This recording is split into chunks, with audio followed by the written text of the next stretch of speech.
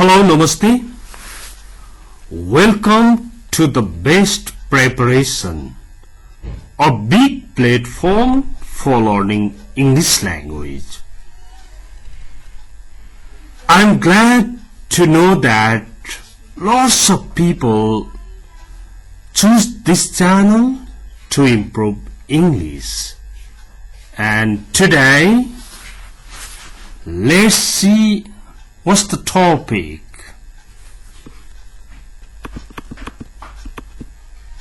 Feeling or opinion. Feeling, opinion. Sometimes you give your opinion, your views, okay?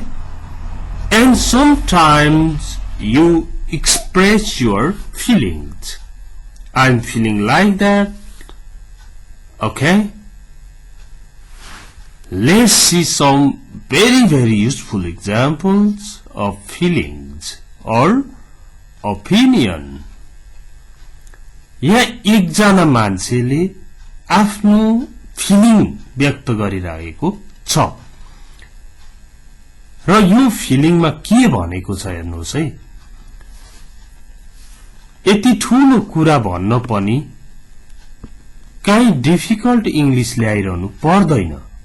कुरा बुझ्नमा system बुझिसकेपछि इंग्लिशमा बोल्ने बानी लागिसकेपछि अथवा लेख्ने बानी लागिसकेपछि सरल तवरले पनि ठूलो कुरा गर्न सकिन्छ भन्ने एक्जाम्पल्सहरु पनि हुन् यिनीहरु। यहाँ हेर्नुहोस् त। Sometimes I feel very sad for those people in my country who are unable to provide themselves. हेर्नु त। अब यहाँ के भनेको रहेछ भने कहिलेकाहीँ मलाई मेरो देशमा भएका ती मानिसहरुप्रति धेरै दुःख लाग्छ जो आफ्नो व्यवस्था गर्न असक्षम छन्। अनेबल भनेको असक्षम, असमर्थ भनौं न, असक्षम अथवा असमर्थ भन्ने शब्द प्रयोग गर्यो भने झन् राम्रो होला। दुःख लागेको अब कुनै डिसएबल्ड पर्सन्सहरु, एल्डरली पर्सन्सहरु हैन, डिसेबल्ड एल्डरलीहरुको लागि चाहिँ विशेष व्यवस्था हुँदो रहेछ विभिन्न देशमा। तर यो जो बोल्दैछ उसको देशमा चाहिँ डिसेबल्डको लागि, एल्डरलीको लागि, हेल्पलेसको लागि, हेल्पलेस भनेको असहायहरुको लागि राम्रो व्यवस्था भएको रहेन रहेछ। अनि उसले के भन्दैछ भने Sometimes I feel very sad for those people in my country. कहिलेकाहीँ मलाई मेरो देशमा चाहिँ भएका जो मानिसहरुप्रति चाहिँ दुःख लाग्छ जो चाहिँ आफ्नो लागि व्यवस्था गर्न असमर्थ छन्, सक्दैनन्, उनीहरुप्रति त्यस्तो फिलिङ रहेछ यो मान्छेको। हेर्नु त। Sometimes I feel very sad for those people in my country who are unable to provide themselves. यसरी तपाईले पनि मानु भोकभोकै मान्छे हिँडिरहेको देख्नुभयो, बाटामा मान्छे सुतिरहेको देख्नुभयो भने you also certainly feel unhappy, sad, and you can express your feelings. अब यहाँ ओपिनियन दिनु पर्यो भने चाहिँ कसरी ओपिनियन दिन्छ भन्दाखेरि नि I think the disabled people or elderly people should be given special care by the government or by NGOs, INGOs भन्दै तपाईले आफ्नो ओपिनियनहरु पनि दिन सक्नुहुन्छ।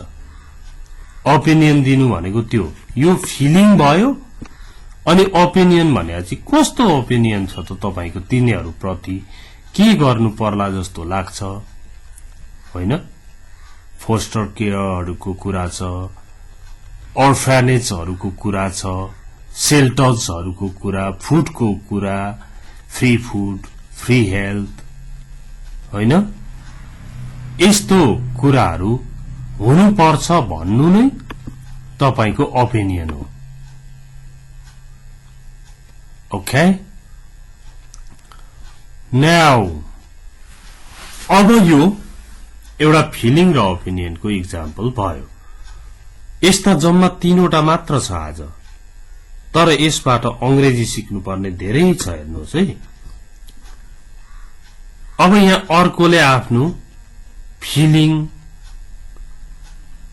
उसलाई लाग्ने कस्तो लाग्छ अनि यहाँ ओपिनियन पनि दिन सक्छ जस्तो म बुढाबुढी मानिसहरुलाई आदर गर्छु अनि उहाँहरुको हेरचाहको लागि जे सक्छु त्यो गर्छु उदाहरणको लागि सार्वजनिक यातायातमा म उहाँहरुलाई सीट दिन्छु सीट अफर गर्छु त्यो पनि एउटा हेल्पिङ अदर्सको पाटो हो हेल्प नगर्नेले चाहिँ के भन्छ भने सार्वजनिक ट्रान्सपोर्टेसनमा सीट दिँदैमा हुन्छ र भन्छ हुन्छ नि त त्यो पनि त एउटा काम भयो नि त यो पन्सिने मेलो स्केप गर्ने मेलो मात्र हो क्या खास केयर गर्ने मान्छेले त खुवाउनु पाल्नु पर्यो नि भन्छ त्यो पनि हो तर पनि at least what you can please try to do what you can तपाईले जे सक्नुहुन्छ नि त्यो गर्ने प्रयास त गर्नु पर्यो अब यहाँ हेर्नुहोस् यत्रो नेपालीलाई इंग्लिश बनाएको छ तर त्यस्तो डिफिकल्ट शब्द ल्याउँदैमा इंग्लिश स्ट्यान्डर्ड हुने पनि होइन है I respect the elderly and do whatever I can to take care of them. हेर्नु त I respect the elderly बुढाबुढीहरु बुढापाकाहरुलाई म रेस्पेक्ट गर्छु and do whatever I can to take care of them. जे सक्छु नि तिनीहरुको हेरचाहको लागि उहाँहरुको हेरचाहको लागि to take care of them म जे सक्छु जे सक्छु त्यो चाहिँ गर्छु for example for example भनेको उदाहरणको लागि I offer seats to them in public transportation म उहाँहरुलाई पब्लिक ट्रान्सपोर्टेसनमा सीट अफर गर्छु एटलिस्ट बुढो मान्छे बुढी मान्छे उभिरहनु भएको छ तपाई बसिरहनु भएको छ भने तपाई त सक्नुहुन्छ नि उभिन तपाईले उभिदिने कम्फर्टेबल सीट दिने अथवा यस्तो कुराहरु पनि एउटा आफ्नो कुरा भयो अब यसमा तपाईले ओपिनियन राख्नुहोस् The public, I think, अथवा in my view, the public transport should have special seat for the elderly people or disabled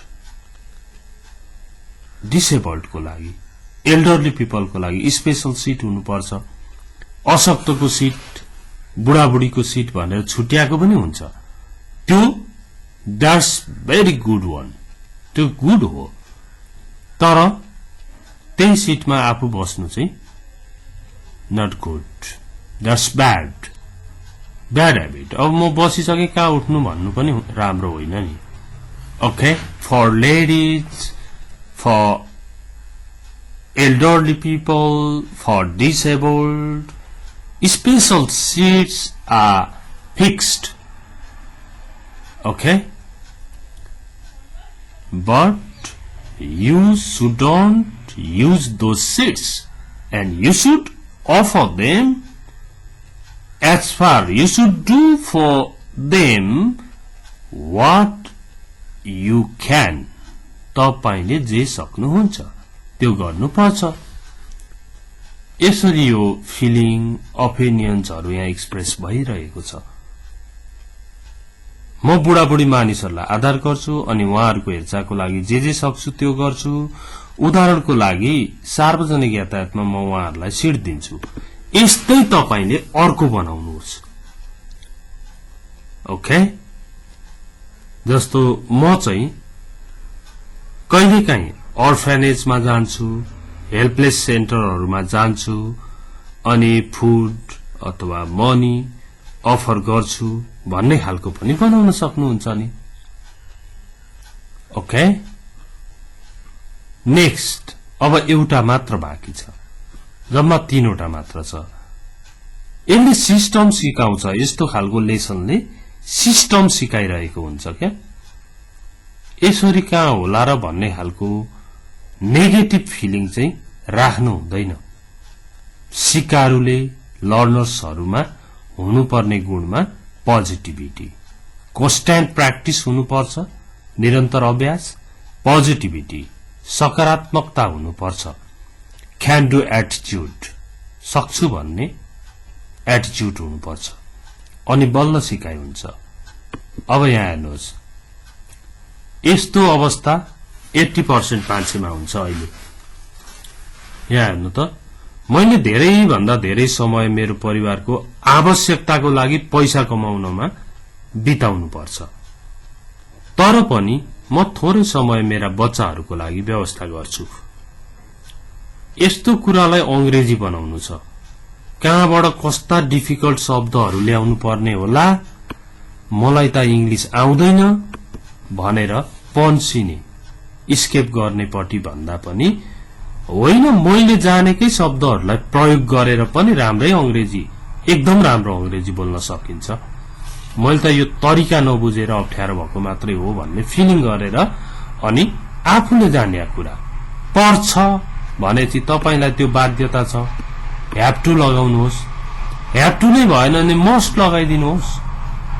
होइन, आई मस्ट स्पेन्ड भन्नुहोस्, तर बढी कुन चल्छ? ह्याभ टु चल्छ। ह्याभ टु भनेको पनि पर्छ हो। ह्याभ टु ह्याज टु को बारेमा डिटेल बुझ्नु पर्यो भने बरु म लिंक राखिदिन्छु है यो भिडियो भन्दा तल, त्यो लिंक हेर्नु होला। I have to spend more and more time working to earn money for my family's need, but I still manage a little time for my children. अब कसको लागि टाइम म्यानेज गर्नुहुन्छ त्यो भन्नुहोस् न। बुवा आमाको लागि भए फर माई पेरेन्ट्स भन्नुहोस्, परिवारको लागि फर माई फ्यामिली भन्नुहोस्। होइन, अब तपाईले कसको लागि? म्युजिकको लागि अलिकति बचाउनुहुन्छ भने for the music, for the drawing, for the art, आर्टको लागि यसरी भन्नुहोस्। इंग्लिश सिक्नको लागि हो भने a little time for learning English लेख्नुहोस् कमेन्टमा। Sir, I have to spend more and more time working to earn money for my family's need, but I still manage a little time for learning English. त्यो लेखेको देख्यो भने त हामी जस्तो क्रिएटरहरू, जस्तो टिचरहरूलाई त कति खुसी लाग्छ, एकदमै बढी खुसी लाग्छ। लेख्नु पनि भएको छ कतिले, म कतारको चाहिँ 50 डिग्रीमा काम गर्छु, तैपनि साँझमा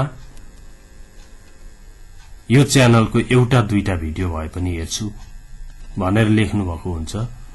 कतिले के भन्नु भएको हुन्छ, हामी जस्तो अंग्रेजी नजान्ने मान्छेलाई यूएसमा अंग्रेजी बोल्न बाध्य हुन्छौं, कति सजिलो भएको छ लेख्नुहुन्छ। त्यस्तै लेखेको कुरा सम्झेर नै हामीले मेहनत गरिरहेका हुन्छौं।